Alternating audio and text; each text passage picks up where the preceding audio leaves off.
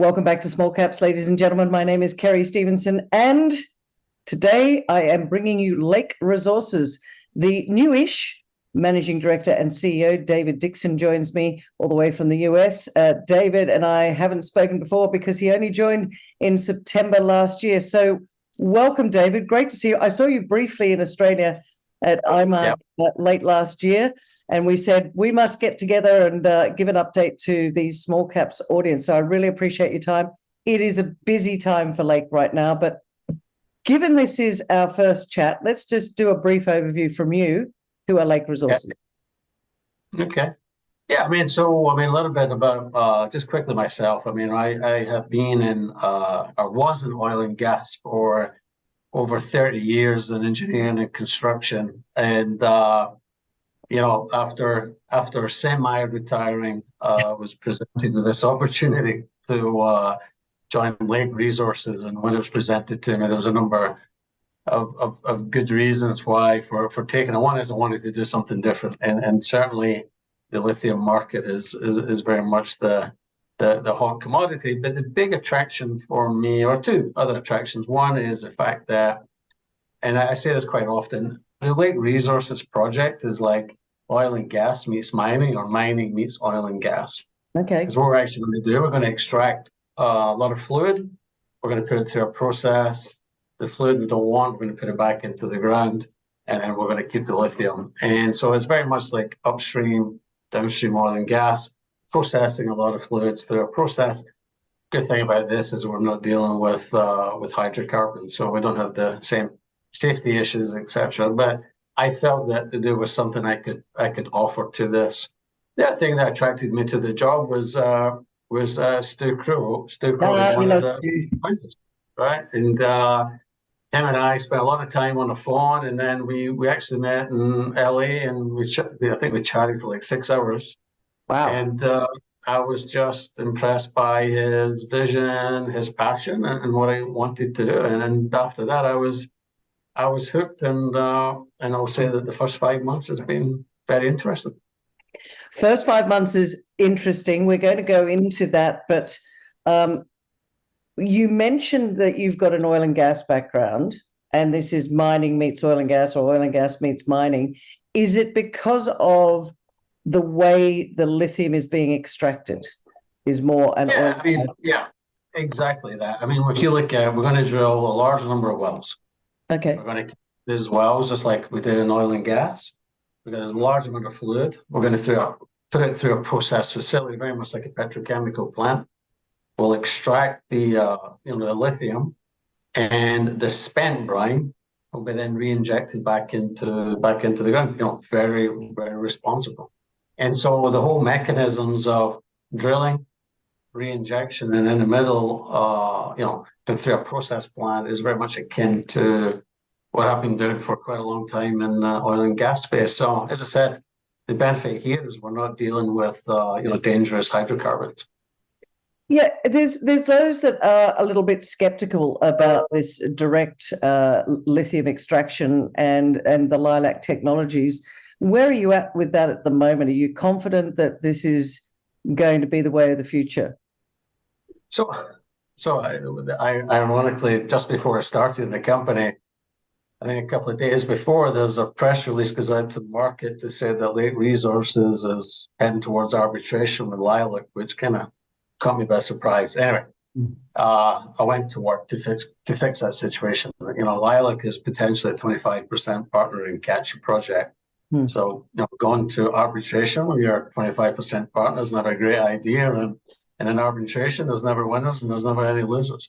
So it's all about relationships. I would also say that both Lake and Lilac, there was a lot of naivety in terms of developing the technology, particularly the timeline to really get it to the point we're at. So we fixed the relationship. We got the pilot or the demonstration plant up and running, actually at the Kachi site. We modified some of the milestones in the agreement between the two companies. And there's 3 critical milestones. The first 2 we hit before the end of last year, and the third one is ongoing, and that's due for completion April, May time. So I don't have any concerns around those milestones. The Just big thing, sorry to interrupt you, David. Just talk us through what those 3 milestones are before we. yeah, so the first 2 milestones was to have the demonstration plant operate for 1,000 hours, fairly straightforward, and that happened. The second milestone was before the end of last year to produce 40,000 litres of lithium chloride, and that was completed in time.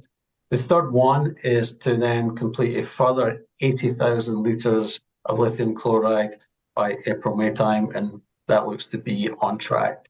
So all of that is fine. The big next step for us is that we ship the 40,000 litres of lithium chloride to Canada to a company called Saltworks, and we're currently in the process of converting lithium chloride into lithium carbonate. Some of those samples have been sent for to some test houses.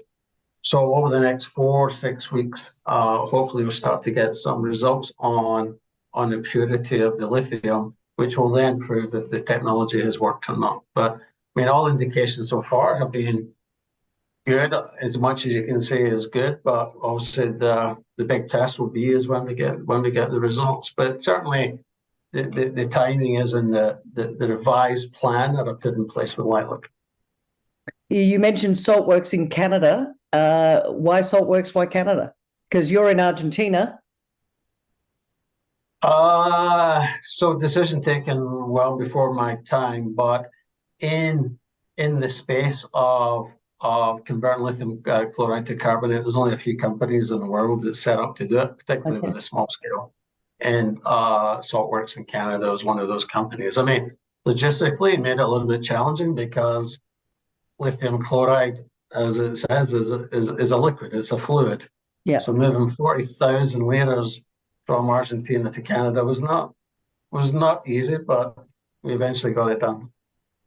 And in doing that one, like I'm sure that you went through all the sort of the logistical challenges, but since you've sent that 40,000, does that mean that going forward it's going to become easier because you've managed to do the first 40,000, so the next 80,000's just doubling what you've done before? Does that make sense? Yeah.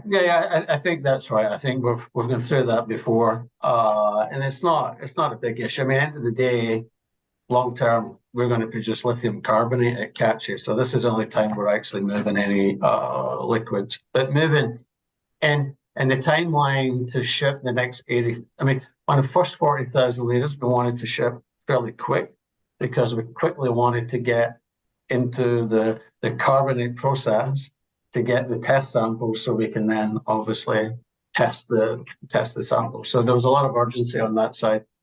On the 80,000 litres, less urgency because we're just going to produce more carbonate. That carbonate then will be used for mainly providing test samples to our off-takers.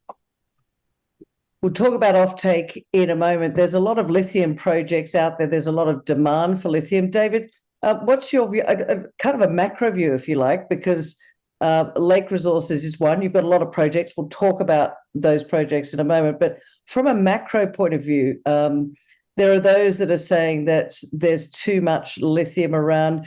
But my question to you, what's the difference with Lake? Is it because it's going to be ultimately a greener type, if you like, of lithium? Yeah, firstly on the macro environment, I mean, the macro environment is, I don't know whether you use the term fragmented or just disorganized. I mean, I've been studying the lithium market now for 5 months, and the variance of people predicting pricing in 2030 and 2035 is all over the place, right? And so you get both sides of it. Demand is unclear. When is EV penetration really happening? I mean, I sit in the US, and I can certainly feel, and coming from an oil and gas, which is, more focused on supplying the old combustion engine type vehicles, I can feel that in the US, the EV penetration really has started. And in fact, I think last year, EV penetration reached something like 10% of vehicles in the US, which is a huge market. So I think on the demand side, I think that's coming through. I think what's uncertain is people trying to predict what that demand is. On the supply side, at the end of the day, everybody is announcing their projects are growing in capital costs and are moving to the right. So I think there's question marks on the supply side as well. And when does supply satisfy the demand? So I think my view in the macro environment, I don't think anybody can actually put their finger on where we think we'll be in 2030 or 2035. My feeling, however, is we're going to be in a situation where I believe the pricing is still going to remain relatively high, because there has to be a lot of projects have to move forward in this timeline to meet that demand. All right. So with going back to the second half of my question, a lot of projects out there. What sets Lake apart? Is it the direct lithium extraction, making it more environmentally friendly? Do you think that's one of the key factors with Lake? Yeah, I mean, I think the Lake, I mean, credit to Stu and the founders of the companies. I mean, what they were looking to do is disrupt this marketplace, right? Away from the traditional evaporation pond methodology. So let's go down the path of DLE. And I want to come back to DLE in a little bit as well on the technology side. And so when you look at what are the upsides of what Lake's trying to do, there's a huge number of environmental benefits, right? We're going to put the spent brine back into the ground, right? Our wastewater, our management of wastewater is significantly less than traditional methods. Our land usage is significantly smaller as well. So there's a huge number of environmental benefits. The other thing about the process is once the plant is built, we are predicting that when that molecule of lithium in the brine enters into the process, the lithium at the other end is coming out 3 hours later, right? 3 hours? 3 hours later, yeah. Whereas in a conventional evaporation pond, obviously that's 18 months to 2 years, right? So now, what we haven't done enough is study work to work out what the economic benefits are and how that looks, and that's still ongoing. But really, that's where it is. The other thing is that it's a process, right? So based on the work that's been done, there's a higher guarantee of the quality of the lithium you're going to get at the end, right? So these are the benefits of this whole DLE process. Now, on the DLE itself, there's been a lot of criticism or skepticism around the whole Lilac technology. And one of the things that we think that Lilac technology gets caught up is under this umbrella of DLE, right? There are hundreds of DLE technologies, right? Yeah. And I'm speaking like an expert, I've only been in this for 5 months, right? But I think what happens is the difference in the technologies are such a range on the differences in how these technologies work. Technology we're using is ion exchange, which isn't actually a new science, right? No. Ion exchange is existed for a long, long time. So one of the things I think is getting caught up is everybody's considering this ion exchange, and it's getting wrapped up with some of the other technologies, whether it's membrane technology or whatever. It's getting caught up amongst what's happening with the technology we're developing with Lilac. So are you saying that direct lithium exchange has got different sorts of technologies, but that Lake Resources is using ion exchange, which has actually been around for a long time? So you're not reinventing the wheel, you're just putting it into a new process. Correct, that's correct. So the skepticism around this actually is ill-founded because the technology works. Is that what you're saying? Yeah, I mean, the technology works. The proof in the pudding is going to be with the test samples, right? Yeah. And that really comes down to not about the ion exchange, it's about the efficiency of the Lilac process. The process really is, and I'm trying not to make this too simplistic, but the brine comes into the tank. We have the Lilac beads is circulating in the brine, which is attracting the lithium molecules through this process of ion exchange, right?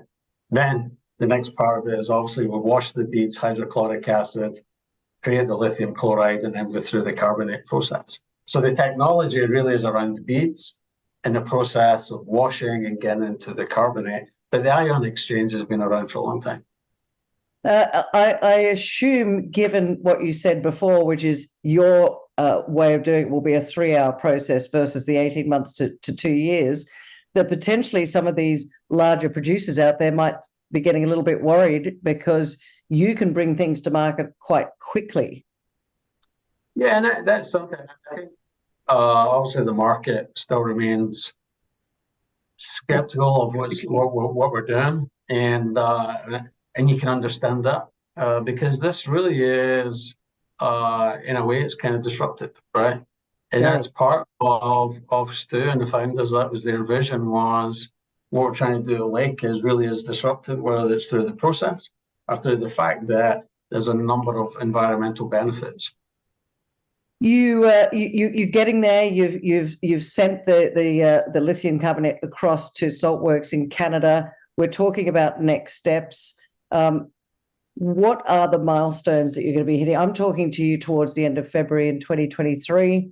What are the next steps that you think investors should be sitting up and taking notice of?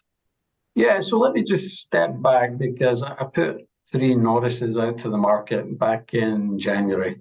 And that was part of my kind of initial findings coming into the company.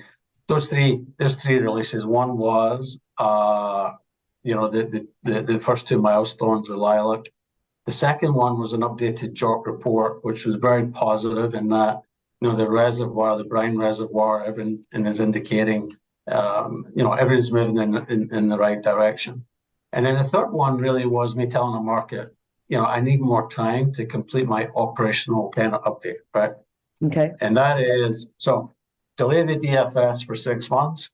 I need more time to do more technical evaluation, which will result in capital cost in first lithium predictions. And that's going to take me, I said, my operational update through the first quarter and looking at coming in the second quarter to update the market. And the reason why I need the time is, I was employee number 1 in the US to really take this company to the next step. Okay. So I've been doing a lot of recruitment, and from executive level through a number of technical folks, EPCM type people that I need to bring together to do this technical evaluation. So what are the next steps for us is hopefully test results from the samples over the next, as I said, 4 to 6 weeks. Issue are coming out to the market sometime in the second quarter with an operational update where we think where we are with CapEx and first lithium. Delivery of the DFS middle of the year, and then moving into submitting our environmental impact assessment to the government. And so that's really what the big steps for us are moving ahead. And then once we submit the environmental impact assessment, then we'll move into the process of raising capital for the project. I'll come on to funding in a moment if I could, David, but the DFS mid-year, we're under quite a lot of pressure in terms of inflation and other aspects. Is that impacting the project at all, or is that under control? Yeah. I mean, we haven't finished our analysis, so I don't have any obviously numbers to share. And as I said, thank you to, but everything would indicate, the numbers are going to go up, and you just have to look at all the announcements that have been made over the last weeks or even couple of months from a number of our competitors, and I think in every project, capital cost has gone up due to a couple of things, whether it's tightness on supply chain, inflationary, or whatever. Now, the thing is for us, the numbers that's in the marketplace for Lake are very stale, right? I mean, PFS was quite a few years ago, so the world has changed a lot since then. And so I don't spend too much time looking into that. I'm more focused on the evaluation we're doing just now. And as I said, hoping to come out sometime in the second quarter with an update on our capital costs. And there's more, and what's driving some of that. One is there'll be inflationary impacts, but one of the things that we're working on is more of the technical definition of what this project looks like. Because this is a new process plant type lithium extraction type process, right? So there's a lot of technical evaluation work ongoing just now. You spoke about how that you were the first employee in the US and that you have been employing a lot more people. Is it who are they, and is it necessary to bring along all these people at this time? I kind of looking at it from a shareholder cost perspective. No, definitely. I mean, we were at the point where the company was coming to the end of the exploration evaluation phase and now needs to move into being a developer, right? And the company didn't have, let's say the previous leadership team and the team had done a lot of great work getting the company to what it was with regards to the drilling work and the reservoir, etc. But what it needed now is a different type of team that takes it to the next step. I mean, this is all about a capital project, right? This is about buying critical equipment. It's about, sticking steel together. It's about drilling wells. And so to do that, that requires quite a number of both executive level people, but also a lot of technical experts. So, everything from metallurgists to process engineers to drilling engineers to engineering, construction type people. So we've been bringing that together at the same time, and you made a really good point, we're very conscious of the cost. And so, because at the end of the day, we only want to do enough definition that gets us to the point of DFS and then ultimately moving into our final investment decision. So we are very much focused on how much money we're spending, but at the same time, making sure we've got the right people. Yeah, it's kind of a balancing act, isn't it? It's a big project. You've got 5 projects in total, I believe, but Kachi is going to be the first kid off the block, if you like. Yeah. Are you just focusing on Kachi at the moment, and the others are sitting outside for the time being? Is that where your focus is? No. On the other, there's 3 others. So the other 3 others, they are what I would call still early stage exploration. Okay. So we're doing some work there, not a huge amount. Some of it is still waiting on permitting, etc. But we're just doing very early stage. However, most of our focus is on Kachi. I mean, ultimately, we want to get Kachi moving, and obviously we want to get to that point of first lithium that then the company can obviously start generating some cash. Final investment decision. Give us the sort of a bigger picture, because we haven't heard from Lake for a little while here on Small Caps, and I know that there's our audience out there are really keen to hear some of the big picture as well. The share price has lagged. I would suggest that that's a little bit to do with the skepticism around the technology. So give us a view of what's coming in 23. Yeah, so I think, as I said, I mean, the big thing will be getting the test from the sample. If that is in line where we are, I think that's going to put a lot of the naysayers to one side, right? And that's 4 to 6 weeks. And we think that's in 46 weeks' time. Then I think the big news is when we come to the market to say, hey, listen, this is how much it's going to cost to build this project, right? And what does that look like per ton or per kilogram, however metrics want to be, and what does the economics look like? And so that would be the next kind of big milestone. I think the DFS is, it's just part of the process. I mean, what the DFS does is a number of things that allows us to move forward with the EIA, but also allows us then to move to the next step in negotiations with our offtake partners. But so there's a lot of those things got to get done before we get to that point of the final investment decision. We've also got the work in the second half of the year with our banks, our ECAs that we're working with, and I've spent quite a bit of time with them. So that will then start to take a lot of kind of focus and attention in the second half of the year. With the funding, debt, equity, bit of both? Yeah, it'll be debt and equity. On the debt side, and we'll be public. We're in dialogue with UKEF, UK Export Finance, and Export Development of Canada. Potentially some other ECAs could be interested in coming into the project because we have a very strong ESG story behind what we're doing. And then on the bank side, you've seen we've announced we have both Citibank and JP Morgan are supporting that as well. And so, I'm staying in very regular dialogue with all of those groups. And, keeping them, obviously they're under NDA, so I'm able to provide more information with them where we are. But all of those groups are still very supportive of the project and the company. Given you talked briefly just that ESG, it's on everybody's lips. Do you think that the Lake Resources process, once proven, will mean that Lake Resources will be more easily able to be funded because it has got such a high level of that sort of that ESG component?